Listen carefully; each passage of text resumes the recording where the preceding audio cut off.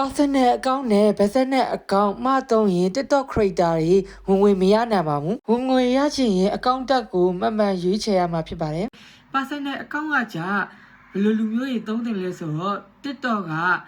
effect တွေကိုအကုန်သုံးလို့ရပါတယ် personal account ကပြီးရင် TikTok ပုတ်ပုတ်ပါပါဆော့တဲ့လူတွေနဲ့စကားကြောင်းတင်တဲ့လူတွေကတဲ့လူတွေဆိုရင် personal account ကိုသုံးဖို့ကျွန်တော်အကြံပေးချင်ပါတယ်ခင်ဗျာ။ business account ကဘယ်လိုလူမျိုးတွေသုံးတယ်လဲဆိုတော့လုပ်ငန်းသုံး account ဖြစ်တဲ့အတွက်လုပ်ငန်းအကြောင်းတွေတင်တဲ့လူတွေကိုသုံးတင်ပါတယ်။ဘာကြောင့်လဲဆိုတော့သူက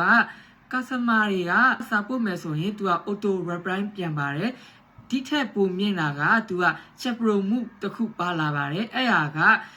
customer တွေကမေကိုမေးတဲ့ဟာတွေကို auto reply ပြန်ပေးရပါသူ့ရဲ့အားနည်းချက်ကဘာလဲဆိုတော့ TikTok က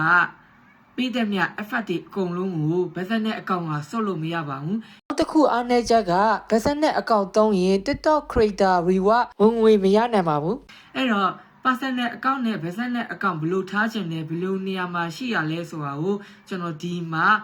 ပြောပြတော့မှာဖြစ်ပါတယ်အဲ့တော့ကျွန်တော်နဲ့အတူတူလက်ကြည့်လိုက်အောင်ဗျ